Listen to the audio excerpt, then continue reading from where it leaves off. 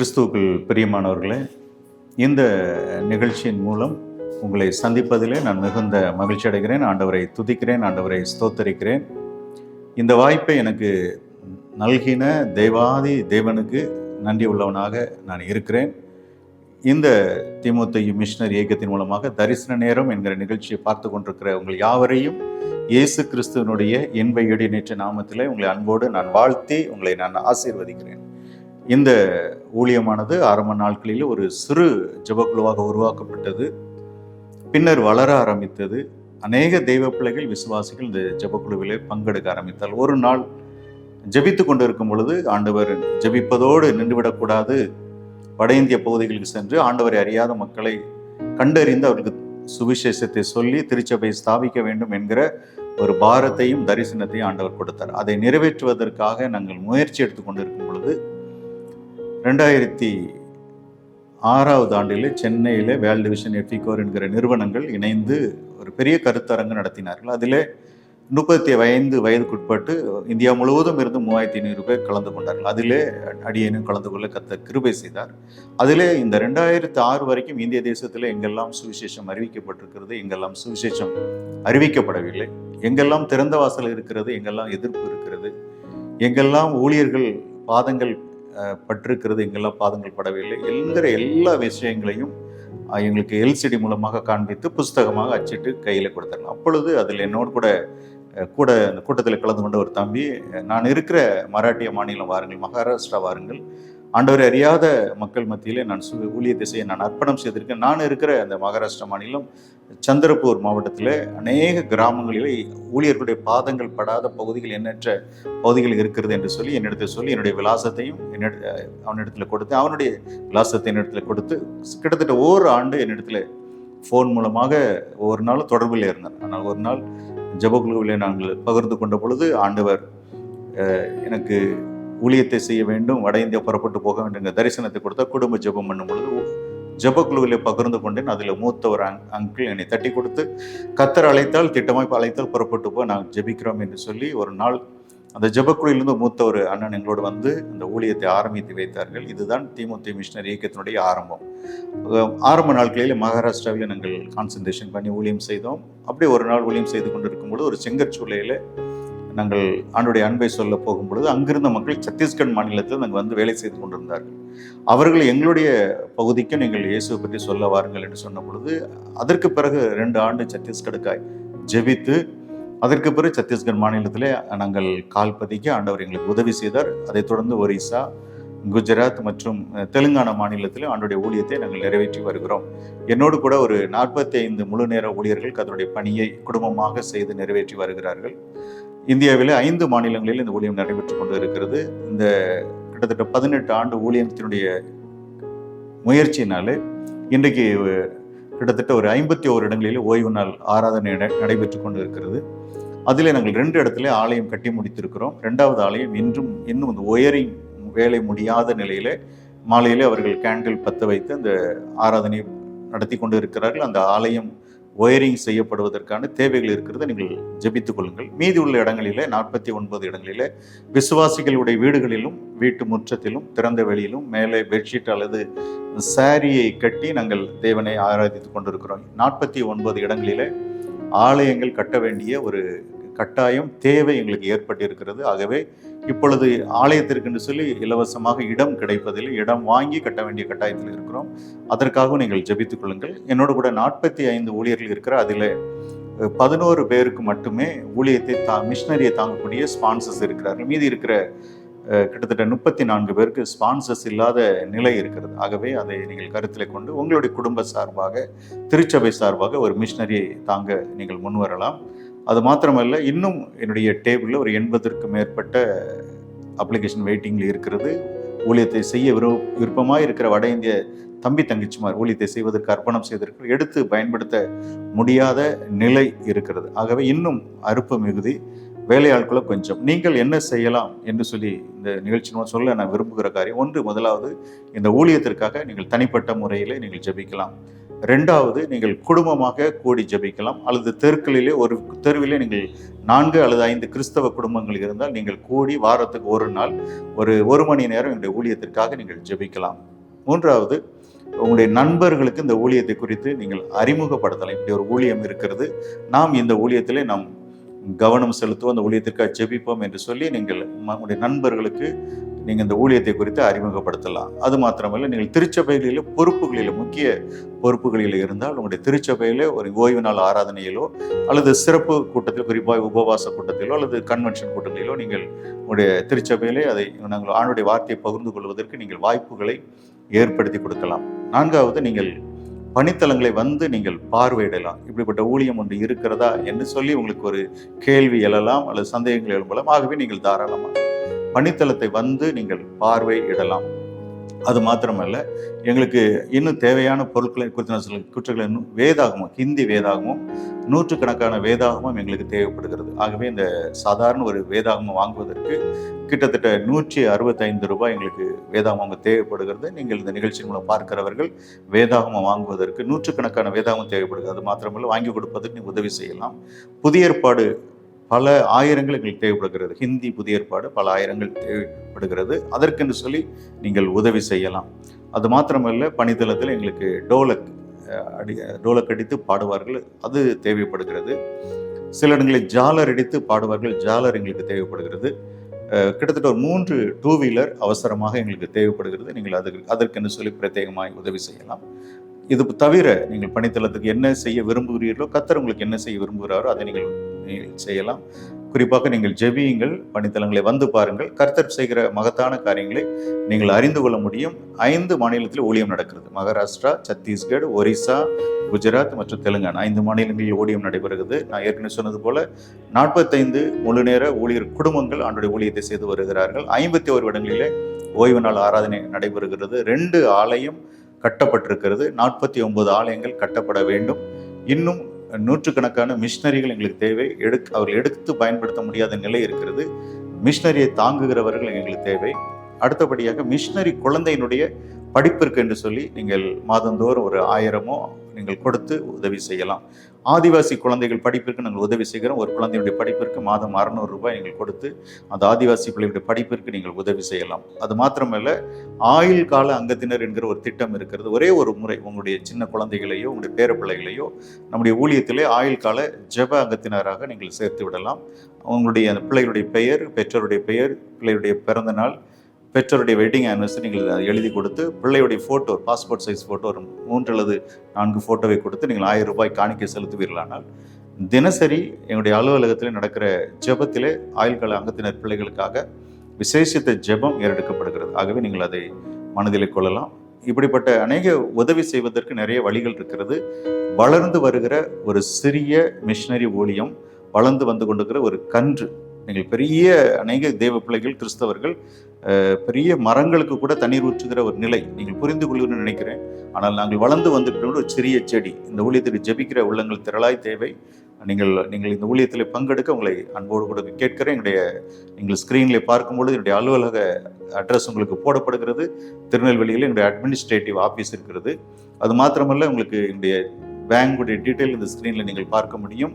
QR கோடு கூட நீங்கள் பார்க்க முடியும். நீங்கள் பார்த்து கொண்டிருக்கிற நேரத்திலேயே ஊழியத்திற்கு கொடுக்க வேண்டும் என்று சொல்லி காணிக்கை கொடுக்க விரும்பினால் நம்முடைய கையில், எல்லாருடைய கரங்களிலும் நம்முடைய மொபைல் வீட்டிற்கு 4, 5 என்று சொல்லி பயன்படுத்துகிறோம். ஜிபே அநேகர் பயன்படுத்துகிறோம், பேடிஎம் பயன்படுத்துகிறோம். எந்த விதத்திலேயாக நீங்கள் ஆண்டவருடைய ஊழியத்திற்கு கொடுத்து உதவி செய்யலாம். அதன் மூலம் ஆண்டவரை அறியாத மக்களை கிறிஸ்துவண்டை வழிநடத்துவதற்கும் திருச்சபையை ஸ்தாபிப்பதற்கும் அது உதவிகரமாக இருக்கும். 2 இடத்துல அவசரமாக ஆலயம் கட்ட வேண்டிய கட்டாயம் இருக்காரு. தன்காவா என்கிற ஒரு இடத்திலும், தும்கானி டேக்கா என்கிற ஒரு இடத்திலும், அது தவிர ராய்காடிலே ஒரு ஆலயம் கட்ட 3 ஆலயம் கட்ட வேண்டியிருக்கு. அது இடத்திற்கே கிட்டத்தட்ட 5 லட்சம் ரூபாய் செலவாகிறது. அந்த ஆலயம் கட்ட முடியாத ஒரு நெருக்கத்தில் இருக்கிறோம். நீங்கள் இந்த நிகழ்ச்சியின் மூலம் கர்த்தர் உங்களுடைய உள்ளத்தில் என்ன பேசுகிறாரோ ஏதாயிலும் ஒன்று செய்யுங்கள். எல்லாவற்றுக்கும் இதெல்லாம் எங்களால் முடியாது ஐயா அப்படின்னு நீங்கள் சொல்றீங்க. நாங்கள் எங்களுடைய ஊழியத்தினுடைய மெயின் நோக்கம் தமிழ் மொழி பேசக்கூடிய ஒவ்வொரு கிறிஸ்தவர்களும் எங்களுடைய ஊழியத்தில் ஒவ்வொரு விசுவாசியும், நன்றாய் புரிந்து கொள்ளுங்க, ஒவ்வொரு விசுவாசியும் எங்களுடைய ஊழியத்தில் பங்கெடுக்க வேண்டும் என்கிற ஒரு தரிசனத்தை கர்த்தர் கொடுத்திருக்கிறார். அதற்கு என்ன வழி? நாங்கள் ஒரு உண்டியல் பாக்ஸ் வைத்திருக்கிறோம். உங்கள் வீடுகளில் ஏற்கனவே உண்டியல் பாக்ஸ் இருந்தாலும் நாங்களும் உண்டியல் பாக்ஸ் இப்பொழுது 2 ஆண்டுகளாக இதை அறிமுகப்படுத்தணும். அதை வாங்கி கொண்டு ஒரு நாளைக்கு கர்த்தருடைய ஊழியத்திற்காக, தேவனை அறியாத மக்கள் தேவனை அறிந்து கொள்வதற்காக ஒரே ஒரு ரூபாய் நீங்கள் அதிகாலையில் எழுந்து நீங்கள் போட்டுவிட்டு ஜெபித்து விட்டு உங்களுடைய கடமைகளை நிறைவேற்றும் போது கர்த்தர் உங்களுடைய ஊழியத்திலே, உங்களுடைய தொழிலிலே, உங்களுடைய வியாபாரத்திலே, நீங்கள் செய்கிற பிஸ்னஸில், உங்களுடைய செய்கிற பணியில் கர்த்தர் பெரிய ஆசீர்வாதத்தை கொடுக்க வல்லவராக இருக்கிறார். ஆகவே இந்த ஊழியத்தை குறித்து நான் தெளிவாய் பகிர்ந்து கொண்டிருக்கிறேன். மேலும் இந்த ஊழியத்தை குறித்து நீங்கள் அறிய விரும்புவீர்களானால் இந்த திரையில் தெரிகிற என்னுடைய செல்போன் நம்பர் மூலமாக தொடர்பு கொண்டால் உங்களுடைய ஊழியத்தை குறித்து உங்களுக்கு விவரமாய் சொல்ல நான் வாஞ்சிக்கிறேன். கர்த்தர் பெரிய காரியங்களை செய்வாராக. God bless you. கிறிஸ்துவுக்குள் பிரியமானவர்களே, இந்த தொலைக்காட்சி நிகழ்ச்சியின் வழியாக உங்களை சந்திப்பதிலே மிகுந்த மகிழ்ச்சி அடைகிறேன். ஆண்டவரை துதிக்கிறேன், ஆண்டவரை ஸ்தோத்தரிக்கிறேன்.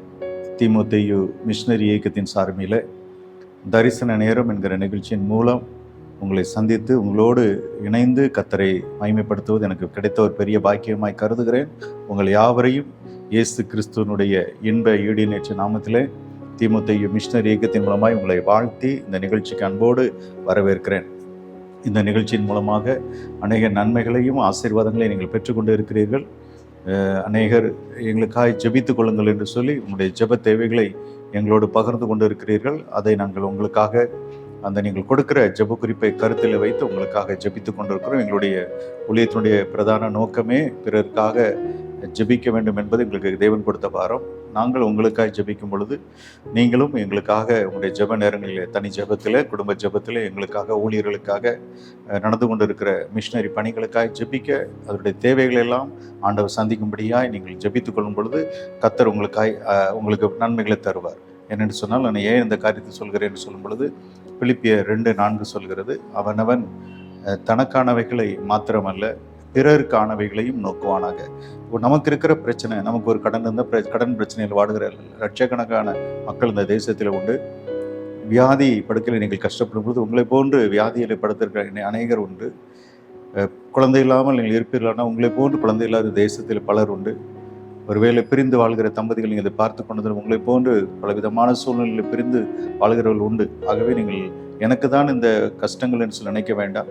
தேசத்தில் அநேகர் உங்களை போன்று பலவிதமான கஷ்டங்களை அனுபவித்து வருகிறார்கள். ஆகவே உங்களுடைய கஷ்டங்களை பிறர் கஷ்டமாய், துன்பமாய் நீங்கள் எண்ணி பிறருக்காக நீங்கள் ஜெபிக்கும் பொழுது உங்களுடைய துயரங்களை ஆண்டவர் மாற்றி மேலான ஆசீர்வாதத்தை கொடுக்க வல்லவராக இருக்கிறார். தொடர்ந்து இந்த நாளினுடைய தியானத்திற்காக ஆண்டவர் தந்த வேத வசனம் ஏசாயா எழுதின தீர்க்கதரிசன புஸ்தகம் 10வது வசனத்தை நான் வாசிக்கிறேன். ஏசாயா 41:10 முதிர் வயலும் தாங்குகிற கர்த்தர் என்கிற தலைப்பில் அந்த வேத வசனங்களை நாம் தியானிக்க போகிறோம். நீ பயப்படாதே, நான் உன்னோடு கூட இருக்கிறேன். திகையாதே, நான் உன் தேவன். நான் உன்னை பலப்படுத்தி உனக்கு சகாயம் பண்ணுவேன். என் நீதியின் வலது கரத்தினால் உன்னை தாங்குவேன். நீ பயப்படாதே, நான் உன்னுடனே இருக்கிறேன். திகையாதே, நான் உன் தேவன். நான் உன்னை பலப்படுத்தி உனக்கு சகாயம் பண்ணுவேன். என் நீதியின் கரத்தினால் உன்னை தாங்குவேன் என்று சொல்லி இந்த வசனத்தினுடைய கடைசி பகுதி சொல்லுகிறது, என் நீதியின் வலது கரத்தினால் உன்னை தாங்குவேன் என்று சொல்லி ஆண்டவர் வாக்கு கொடுக்கிறார். தலையை தாழ்த்தி ஒரு நிமிடம் ஆண்டவரை நோக்கி நாம் பார்ப்போம். ஆண்டவர் நம்மோடு பேசும்படியாக அவரிடத்துல நாம் ஜெபிப்போம். அன்பு நிறைந்த ஆண்டவரே, இந்த தியானத்தின் வழியாக நீர் எங்களோடு என்ன பேச விரும்புகிறீர் என்பதை அடியனுடைய வாயிலாக நீர் பேசும்படி ஜெபிக்கிறேன். அப்ரோஜனமற்றவன் ஆண்டவரே, கடமையை செய்வதற்கு பலன் தாரும். இம்மட்டும் உடைய ஊழியத்தில் எங்களை பயன்படுத்துவதற்காக நன்றி. இந்த வசனங்களை என்னோடு சேர்ந்து தியானிக்கிறவர்கள், கவனித்து கொண்டு இருக்கிறவர்கள், எப்பேற்பட்ட கஷ்டமான சூழ்நிலையில் இருந்தாலும், அவர்கள் எந்த மதத்தை சார்ந்தவர்களாக இருந்தாலும், ஆண்டவர் நீர் எல்லாரையும் நேசிக்கிற தேவன். நீர் உம்முடைய சாயலாய் உருவாக்கப்பட்ட பிள்ளைகள் நாங்கள். ஆண்டவர் நீர் இரக்கம் பாராட்டும்படி நாங்கள் ஜெபிக்கிறோம். நீர் மாத்திரம் நீர் பேசும் நாங்கள் கேட்கிறோம். மீட்பர் இயேசு மூலமாக ஜெபிக்கிறோம் நல்ல பிதாவே, ஆமென்.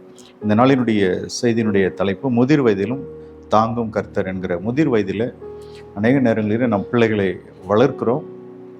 சிறு வயதிலே அவர்களை தூக்கி சுமக்கிறோம், படிக்க வைக்கிறோம், ஆளாக்குகிறோம், திருமணங்களை செய்து கொடுக்குறோம், வேலை வாங்கி கொடுக்குறோம்.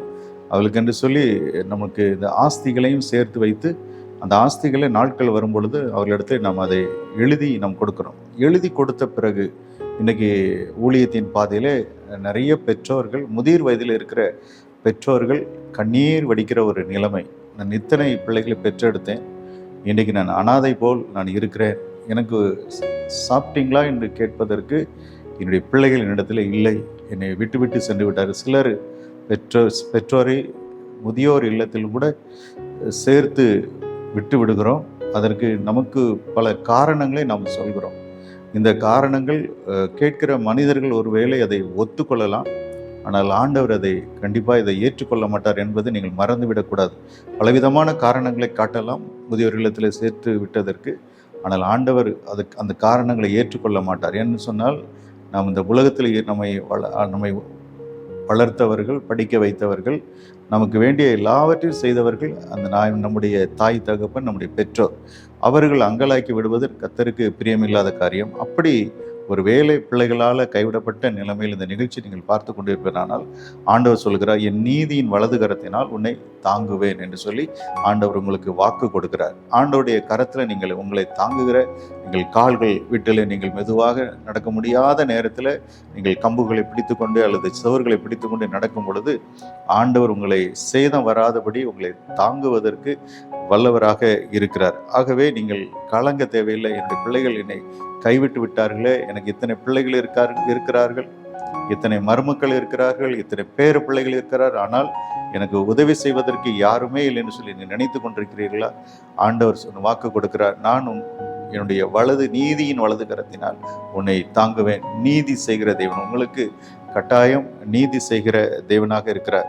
சங்கீதம் 18:35 வசனம் என்ன சொல்லுகிறது என்பதை நாம் பார்க்கலாம். சங்கீதம் 18வது சங்கீதம், அது அந்த வசனம் நமக்கு என்ன கற்றுக் கொடுக்கிறது என்பதை நம்ம 18வது சங்கீதம் 35வது வசனத்தை நான் உங்களுக்கு வாசிக்கிறேன். சங்கீதம் 18:35.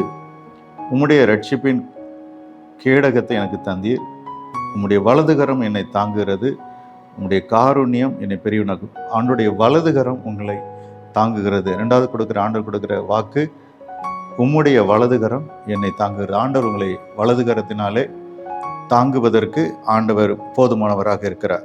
உங்களுடைய கரங்களை பிடித்து நீங்கள் கால்கள் தள்ளாடுகிற நேரத்தில், சோர்வான நேரத்தில், வயது முதிர்ந்த நேரத்தில் அவர் சொல்கிறார், உம்முடைய வலதுகரம் என்னது. ஆண்டுடைய வலதுகரம் நம்மை தாங்கி பிடிக்கிறது என்பதை நீங்கள் மறந்துவிடக்கூடாது. ஆகவே ஆண்டவர் உங்களோடு கூட ஒவ்வொரு நிமிடமும் உங்களோடு இருக்கிறார் என்பதை நீங்கள் மறந்துவிட வேண்டாம். அந்த ஒரு நம்பிக்கை உங்களுக்கு வேண்டும். அது அந்த வார்த்தைகள் உங்களை பலப்படுத்துகிற வார்த்தையாக இருக்கிறது. நீங்கள் கலங்க வேண்டிய தேவையில்லை. நான் தனிமையாக இருக்கிறேன், என்னை கவனிப்பார் யாரும் இல்லை, தண்ணீர் குடிக்க வாங்கி கொடுப்பதற்கு கூட எனக்கு உதவி செய்வதற்கு ஆள் இல்லைன்னு சொல்லும் பொழுது ஆண்டவர் உங்களுக்கு அந்தந்த நேரத்துக்கு சமயத்துக்கு ஏற்ற சகாயராக உங்களுக்கு உதவி செய்வதற்குடைய வலதுகரம் உங்களை தாங்குகிறதா இருக்கிறது. அந்த வலதுகரத்தினுடைய வல்லமை நாம் பெற்றுக்கொள்ள வேண்டும். அது மாத்திரம் சங்கீதம் 37:24 என்ன சொல்கிறது என்பதை நாம் பார்ப்போம். சங்கீதம் 37:24 நான் வாசிக்கிறேன். அவன் விழுந்தாலும் தள்ளுண்டு போவதில்லை, கர்த்தர் தமது கையினால் அவனை தாங்குவார். எவ்வளவு ஒரு ஆறுதலான வார்த்தை பார்த்தீங்களா? நாம் பலவீன நேரங்களில் நாம் விழுகிற வேண்டிய சூழ்நிலை வந்தாலும் அவர் தமது கையினால் உங்களை தாங்குகிறவராக இருக்கிறார். ஆண்டவருடைய நமக்கென்று சொல்லி ஒவ்வொரு பணிவிடை தூதர்களை கர்த்தர் நமக்கு நியமித்திருக்கிறார். ஆகையினாலே நீங்கள் தனிமை என்று சொல்லி நினைக்க வேண்டிய உங்களுக்கு அந்த எண்ணம் வந்துவிடக்கூடாது. நான் தனிமையாக இருக்குன்னு சொல்லி ஆண்டவர் சொல்லியிருக்கிறார். நான் உன்னை விட்டு விலகுவதும் இல்லை, உன்னை கைவிடுவதும் இல்லை. அந்த வசனங்களை எல்லாம் நாம் மனதிலே பதித்து கொள்ளும் பொழுது பலவீன நேரங்களிலே, வயதான காலங்களிலே நீங்கள் தனிமையாக இருப்பதில்லை. உன்னை விட்டு விலகுறதும் இல்லை, உன்னை கைவிடுவதும். இந்த வசனத்தை சொல்லப்பட்டது, கர்த்தர் தமது கையினால் அவனை தாங்குவார். ஆண்டவர் தாமே உங்களை அவருடைய கையினாலே தாங்கி பிடிக்க, கால்கள் இடரும் பொழுது, வீடுகளுக்குள்ளே நீங்கள் நடமாடும் பொழுது, திடீரென்று சொல்லி நீங்கள் தவற வேண்டிய சூழ்நிலை வந்தாலும் அவர் உங்களை தாங்கி பிடிப்பதற்கு ஆண்டவர் போதுமானவராக இருக்கிறார். இன்னுமாக சங்கீதம் 94:19 என்ன சொல்கிறது என்பதை நாம் தியானிப்போம். சங்கீதம் 94:19, என் உள்ளத்தில் வியாகுலங்கள் விசாரங்கள் பெருகுகையில் உம்முடைய ஆறுதல் என் ஆத்துமாவை தேற்றுகிறது. என் உள்ளத்தில் விசாரங்கள் பெருகுகையில் உம்முடைய ஆறுதல் என் ஆத்துமாவை தேற்றுகிறது. விசாரங்கள் நமக்கு இருக்கும். ஐயோ, நான் பிள்ளைகளை அன்போடு நான் வளர்த்தேனே, செல்லமாய் வளர்த்தேன், அவன் விரும்பின படிப்பை படிக்க வச்சேன், அவனுக்கு விரும்பின வேலை வாங்குறதுக்கு எத்தனையோ பேர் கால்களில் விழுந்தேன், அவனுக்கு வேண்டிய எல்லாவற்றையும் நான் செய்து கொடுத்தேன், ஆனால் என்னை ஏற்று பார்ப்பார் யாரும் இல்லைன்னு சொல்லி வேதனையோடு இந்த வியாகுலம் கண்டிப்பாக இருக்கும். இந்த கைவிடப்பட்ட சூழ்நிலை வரும் பொழுது நம்மை அறியாமலேயே ஏனென்று சொல் நம்ம மனிதர்கள், நம்ம ஹியூமன், நாம் ஒரு கடவுள் அல்ல, சாதாரண மனிதர்கள், பாடுள்ள மனிதர்கள். அப்படி வியாகுலம் வரும் பொழுது உம்முடைய ஆறுதல் என் ஆத்துமாவை தேற்றுகிறது. ஆண்டவர் நம்மை ஆறுதல் கொடுக்கிற தேவனாக இருக்கிறார். ஆகவே இந்த நிகழ்ச்சியின் வாயிலாக வீட்டில் இருந்து கொண்டு தனிமையிலே முதிர் வயதில் நீங்கள் இந்த நிகழ்ச்சியை நீங்கள் பார்த்து கொண்டு இருப்பீர்கள். ஆனால் ஆண்டவர் சொல்லியிருக்க இன்றைக்கு 4 காரியங்களே ஆண்டவர் உங்களுக்கு என்று சொல்லி வாக்கு கொடுத்திருக்கிறார். என் நீதியின் வலதுகரத்தினால் உன்னை தாங்குவேன். அவருடைய வலதுகரம் உங்களை தாங்குகிறதா இருக்குது. தமது கையினால் அவரை தாங்குகிற தேவனாய் இருக்கிறார். அவரது கிருபை நம்மை தாங்குகிறது என்று சொல்லி அவர் எத்தனை காரியங்கள் வாக்கு கொடுத்திருக்கார். நம்பர் 1, நீதியின் வலதுகரத்தினால் உன்னை தாங்குவேன். நம்பர் 2, அவருடைய வலதுகரம் நம்மை தாங்குகிறது. நம்பர் 3, தமது கையினால் தாங்குவார். அது மாத்திரமல்ல, அவரது கிருபை நம்மை தாங்குகிறது. அங்கு போடப்பட்டிருக்கக்கூடிய ஆறுதல் என் ஆத்மாவை தேற்றுகிறது. ஆண்டுடைய ஆறுதல் நம்முடைய ஆத்மாவை எனக்கு யார் இல்லாட்டாலும் பரவாயில்ல, இயேசு என்னோடு கூட இருக்கிறார். என்னுடைய ஆண்டவர் என்னோடு கூட இருக்கிறார். என்னுடைய பிள்ளைகள் கைவிட்டாலும், என்னுடைய மருமக்கள் கைவிட்டாலும், என்னுடைய பேர பிள்ளைகள் கைவிட்டாலும் இயேசு என்னோடு கூட இருக்கிறார் என்கிற அந்த நம்பிக்கை உங்களுடைய உள்ளத்திலே கண்டிப்பாக இருக்க வேண்டும். நீங்கள் தளர்ந்து விட வேண்டாம், நீங்கள் சோர்ந்து விட வேண்டாம். உங்களை தேற்றுகிற கர்த்தர், உங்களை தாங்குகிற கர்த்தர், உங்களுக்கு வலது கையினால் உங்களை ஒவ்வொரு நிமிடம் கைப்பிடித்து, நீங்கள் சிறு வயதாக இருக்கும் பொழுது, உங்களுடைய பிள்ளைகள் சிறு வயதில் இருக்கும் பொழுது உங்களுடைய பிள்ளைகளை எப்படி நீங்கள் கரத்தில் பிடித்து நடத்தி சென்றீர்களோ, இந்த முதிர் வயதில் உங்களுடைய கரத்தை பிடித்து உங்களுக்கு உதவி செய்வதற்கு ஆண்டவர் போதுமானவராக இருக்கிறார். ஆகையினால நீங்கள் முதிர் வயதில் நீங்கள் கலங்க தேவையில்லை. என்னுடைய பிள்ளைகள் யார் இல்லாட்டாலும் பரவாயில்ல, கர்த்தர் என்னோடு கூட இருக்கிறார். என் பிள்ளைகள் கைவிட்டாலும் கர்த்தருடைய கரம் என்னோடு கூட இருக்கிறது.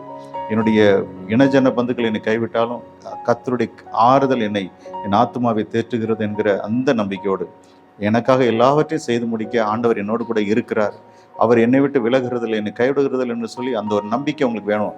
இந்த நம்பிக்கை வரும்பொழுது உங்களுக்கு சரீரத்தில் புது பலன், புதிய ஒரு அமைதி, புதிய ஒரு உற்சாகம், புதிய ஒரு ஆறுதல் இன்றைக்கு உங்களை சிந்தைகளையும் உள்ளங்களையும் ஆளப்போகிறது. ஆகவே நீங்கள் முதிர் வயதில் இருக்கிற நீங்கள் தானே அருமையான அம்மா, அருமையான ஐயா, நீங்கள் இந்த நிகழ்ச்சியின் வாயிலாக தனிமையாக இருந்து வீட்டில் இந்த டிவி நிகழ்ச்சியை விட்டு உங்களுக்கு பொழுது போகிறது இல்லை, அதுலேருந்து நடக்கக்கூட முடியல, கட்டில் அமர்ந்து கொண்டே நீங்கள் நிகழ்ச்சிகளை பார்த்து கொண்டிருக்கலாம். ஆண்டவர் இன்றைக்கு உங்களுக்காக பேசியிருக்கிற என் நீதியின் வலதுகரத்தினால் உன்னை தாங்குவேன். அவருடைய வலதுகரம் உங்களை தாங்குகிறது.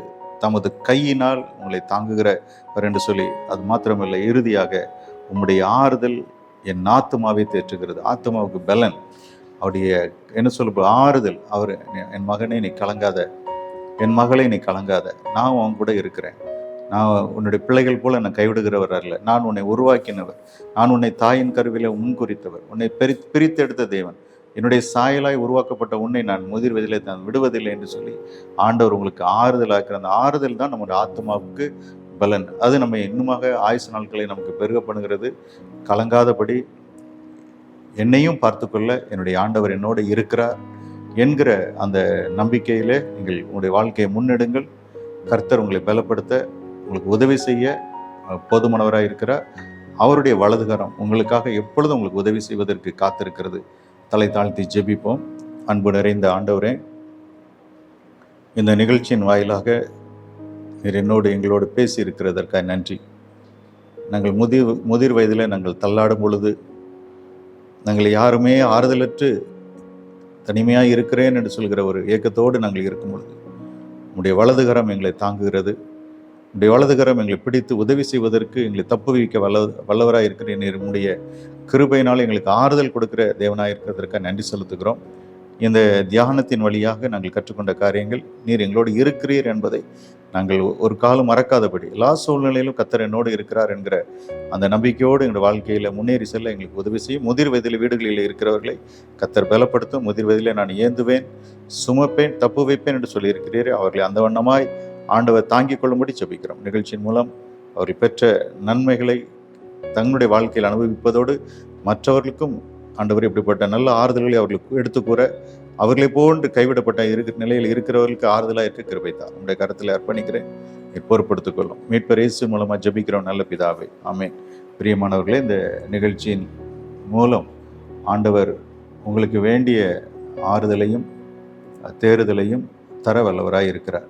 ஓய்வு பெற்ற நிலைமையில் அல்லது பிள்ளைகள் தூரமாக இருக்கிறதுனால வீடுகளிலே தனிமையாக இருக்கிற உங்களை பார்த்து கர்த்தர் சொல்கிறார், என் நீதியின் வலது கரத்தினால் உன்னை தாங்குவேன் என்று சொல்லி ஆண்டவர் உங்களுக்கு வாக்கு கொடுத்திருக்கிறார். நீங்கள் தனிமையாக இல்லை, ஆண்டவர் உங்களோடு இருக்கிறார். இந்த நம்பிக்கையில் காலங்களை சந்தோஷத்தோடு நீங்கள் செலவிடுங்கள். ஆண்டவர் இந்த உலக ஓட்டத்தில் உங்களோடு கூட போதுமானவராக இருந்து வழிநடத்த வல்லவராக இருக்கிறார். ஆண்டவர் தாமே உங்களை ஆசீர்வதிப்பாராக. God bless you.